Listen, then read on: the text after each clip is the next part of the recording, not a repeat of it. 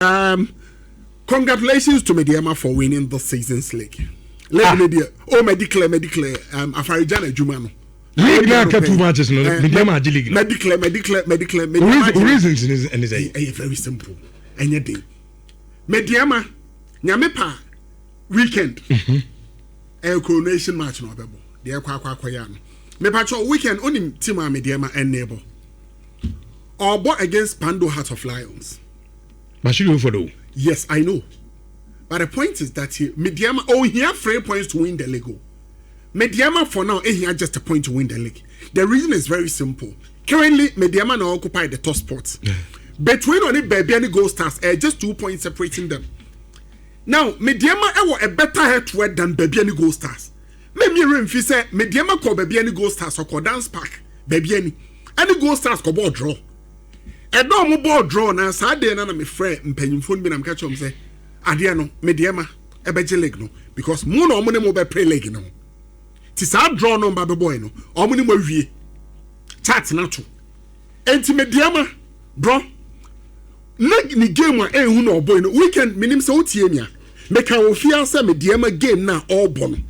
A side game no, and a deciding the title no, so I bet you an answer on J. And side game no, Medeama and for loose. And free Crosby a Memorial Park Emma. I was so emphatic, Miss Omun Lucy. Medeama the win at West Air draw. I knew it. Jude wouldn't be man. Bro, I say Nyamiadom. Your local scene, your dear more than 20 years.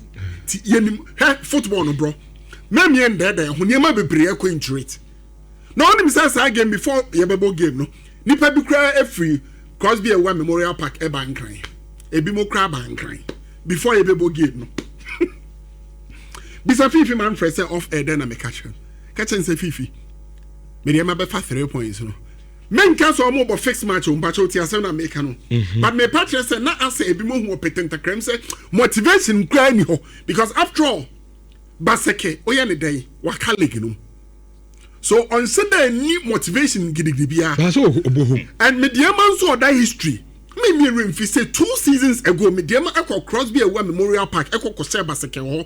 No be answer Baseke. Okay, and I had to focus kwaji. Venue ba kwa na difficult venue. But Medeama call Kose 2-1. So on him side grounds no, do me jitum say Baseke eba Medeama home nimba be ball draw. Unse team ba kon so ayo tete Medeama Baseke. Obeka time no more ball in Century Cup no. Baseke ese Medeama. So okay, the penalty shootout. Eyomo. Enti omo timete omo ba Medeama eko omo honum na omo joy wo. Ti defense 1 goal ni de na e de battle. Enti na eno ni game e de ma Medeama. When do before mo konan crofo na about 10 matches obi an so mo kra 100% record o. Na you only bet United pe. And it's me akwa say even a goal ho. But Medeama nim grounds no so well. Enti anye hu amfa mo. At a pointer one of the most improved players, Salim Adams, were in league mu or say a penalty. The impression was a bad day, Medeama. But I knew they were going to win. Okay. When weekend no me send Ibrahim Tanko message. No man said, bro, congrats. Me catch him. Oh yes, me catch him. Obeti confirm. Bro, result better man shocking. Results say so shocking. And you between United results are Okukukunya against look, all blacks so. And Uncle 1-1. At a point, they had their noses in front. Bro, now your baba ya DB anope. Okay. Minimum, my men fast and took to results no just 2-3 minutes pe. Now your mra leg in so. Na baby a owo safe ye no. Ye ma manfo hu baby owo safe ye no. Ababa bedru. Na me ma cruise me ensa bi. Say omum ye ensa no eye dia ba ko be slaughterhouse. Ye ko twanity. Get here be about slaughterhouse. Say cruise me ensa no. Okay, mami ti Asante Kotoko. Bro, Asante Kotoko results no matter to me. Once again obi oti a weekend no me can asem bi oha. Asema me kan ni say baby Kotoko edru no say leg ni there it is obvious say Kotoko enka. Yeah. Enti ade o say Kotoko eyini. Place ni bebra asoro. Jani ahantan aba ebi mu. Ase ana M1 say ye ka IFFHS African Club of the 20th century. I got to quite mounted the same podium with Real Madrid move. But I have no players no see Jesse now.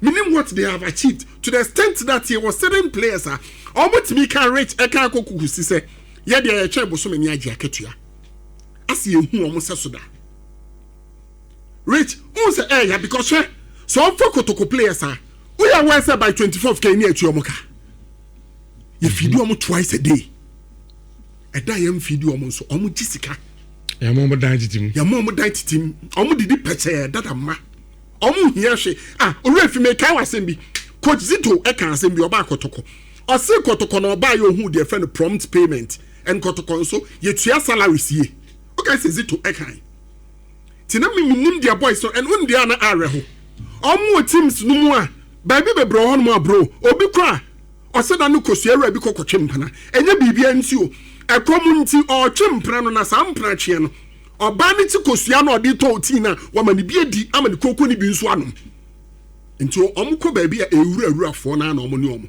menka say ebo ne say player ne kosua ura be twempena ana wa chira but o sheni situation o mu a sa na o so ye owura fi say young apostles ona miaminu ya madamfo creator Mr. Domfe kaisa na be United supporters chairman creator o kan say mi so ni players ebo wi a de odemo mu yakwaduni anka okay bro, minimum so mu here, but the point is, Sikana bini ho. Men go mini ananimu asu, but bro, minimum name about 70 to 80% of the clubs how they are suffering. But that's Jude, it's normal because and the Real Madrid is struggling. Yes. Madrid players, I mean, it's your mukaye, they live good, but the result is not coming. It is true. Is it not part of football? Yes, I get it. And now, and you be a yes and trophy na yes a GT at the end of it. That bro. Kotoko situation in there, any exaggeration. Boys, not you. Me no number two yente say asem. Yente obi aje obi girl. Yente de ekoso na. Yente. Me na me justice blare no man the grant is interview. Ono amu nkan. It is on record. Enti boys le journey hunter ni ensem hu no mudi no. Na ya about time see ma Kotoko you through the chance. Enti na me can say, mumie man kra no so opportunity no mo because ya register you sign na menu yenim nyansa nche opim so yentimi hu nyansa nche ye ranso da entina mensia krata no all the my previous administration ni na ewom say e wo se titu nkra na omo Asante region ne Mpotem no sam nkra no ye fa omo ne de omo wura Kotoko youth team mu na eye beneficial e de my community no bro me pacho Hamza ya de bia mo Hamza baso Hamza ya mention wate na Hamza so de enye wawa Pacho so hu di obo tu ho. Anya Kotoko youth team sa akra no. Baba da mu no. Solid player. Ne ball no a reminiscent of Samuel Inkum. Obobola on Tebre, he was so solid. So Lawson ya papa Lawson. Na akra no. Oh boy no ball or boy. At the point na man for Chenisika. No mu Chenisika. Eye no ntina me kan sa asem no. Say yemo Hamza abaso so onya sa kukodro because edu ba bia empanyimfo no omu ntwetew onim say nanse a time na lord amo a April no ani shabu April no onim say nipa o de kokobo right back on him Kotoko last 2 matches against Vision and Medeama e ball Kotoko for my ni subriye no bro okay say na man no kote na bo no hu so no oba na emfa football metiase but o dropping utie entro mu susu omunja jesem no won say o drop di akrake to e ba boy no baba adam no won say the akra ne ball so it tells you say nya kukodro dem kra na ball and sa conversation say akra nse Kotoko jesi na na menti o mo ase ye wa de bia friend say ye nim bon su susa ye o mo nim ball ni bo mo san susa because Kotoko since time immemorial ye dem kra bo me ma record bi unim Lord of the Green Theft time no free takwa polo opokunti only me age ba Kotoko no dey 22 years some the normal circumstances football player why 22 years still sir but no special talent no special talent meba she Kotoko yenya ni asen so nkomo kaka yako gaza mahala kojopoku mahala no free Kotoko you side no near 20 years in pool and made drop say yam fanenko a drew man the biggest stage one performing of free bench by ebesi samaye and it's a way mu beko so a rough say ya o de no money problem omo ntina ho for now omo na beso ni yam fan kra no Yaman crying more because Kotoko in 2 goals in Nam Crown in the Okay. Second go and yes, interest boy. Bro, sure. Half of folk didn't know Bohum Mutimeja, yeah. Bro, There's has it there. When in the yard and when I dress, Unim Obi Yare no Yanon say a cho and any yard. But you know, any yard, also mean treaty at your name or met treaty any yard. And now Gaza. Had to folk, bro. Me patcho falik table no adaroma. Na yan shadi bi. Na me link you to last season and last 2 seasons. How to folk problem here adia baako. How's that third with 51 points? With 51 points. Bron patcho the other top, you know you're saying. Medeama 59. Good. But Mr. Any Diama yan sha goals are Medeama. Ase any do I concede. Yan sha had to folk that third yan sha there. Medeama was 45. Yes. And we consider 22. We consider 22. Yep. Good. So in the goal difference near 23. Yes. House of Folk was 21. And he has 12 per Dietiano. The whole season. The whole season. Also has wadie be an incredible record on say bona baso. So we bought up to this stage with barely 2 games to spare. So now, how to folk? Okay, say oh check here. Next say on the average, you know, how to folk on concede even a goal per game. And to say a good record per was very good. A very good record also. I think quote him the GG. I think quote me jele. But bro, then how to folk because trust you may mention. How to folk is the most difficult team to beat in the league. Me one. It's true. Especially so about where. So has case all my own say na won't mean say no. Bra ye dey won't mean say no. O can say say Medeama ni baby any goal stars or more occupy first and second respectively now. Right say the o can say has.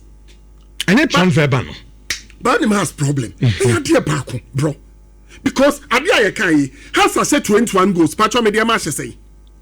Medeama share 45. And we consider 22. Enti me patcho Medeama o ten goals no. O tem 2 and has. And points that in your half, it means on share go cry. And only has problem.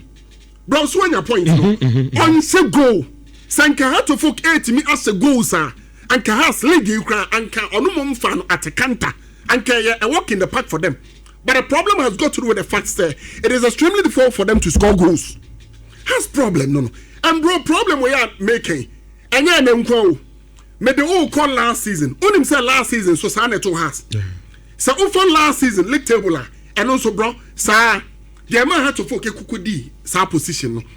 And they say had to folk often last season, they scored 30 goals. Bro, but problem no. I consider just 18. Last season, leg boy no. Had to folk need more one consider cry. And she said, "Oh, sure, had to folk last season. Then had to folk bet me afa leg and Kenya top form no obe rakeke. Kobe falik. But then the problem is say na ontimi say.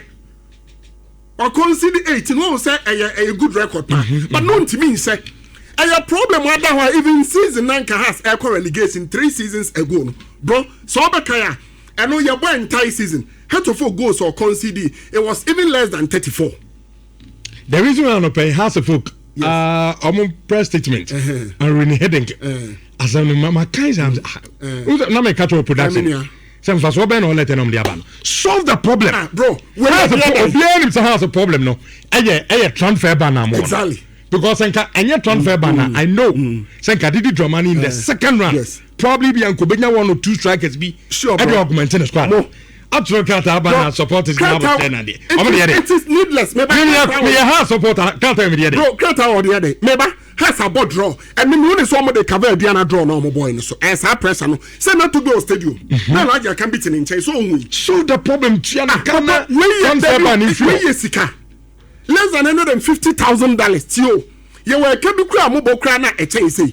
And drawing money. Me in the first place. No meaning the end team post I had to folk decided to acquire foreign heading. Or never technical director and some remedy. Mary. Don't obey. I can look. I did $2,400 our ball kakwa. Maybe some period no. Who has ball papa be? And yes, I'm and I has to a ball and I am so on refi. Pre-season na has ball the ball now. That time no much mobile phone people. No much sound crown crana. No almost so more be a but you say season as na has actually funable. And team for so by heading bono by no. Don't for so by na a buy. and go and then ka betimi dia fa Samatex coach no Christopher Enim no ka betimi dia phone no pa na technical director nkan fa so ai bia watu e $300 time nti wo dia wo se league ni dia Medeama league ni dia omo run away dia omo dia relegation one na office on bro relegation in 30 seconds mate mini relegation na yem say me unim relegation they already ayiko 11 days ko yes na I can say akaba ko be kan ho ma bro se wo shepa na trap no enkofo mi ensa ne dem ye pa cruise mi ensa ni to de boso chena ne ba Nations FC Vision FC and a Swedro All Blacks. When you say Vision, so many nations will game. Yes, me aware. So side game no can be catching nations say side game because unim je Vision no or a better head to head. Sorry for now no of course set to nations echo ho memoir. Yeah. Now nations echo ho no but also say nations or say no by a solitary goal. So set nations a mistake. Not Vision by the ball draw. Krana. Opiana ko. It's relegation no. That's what I say.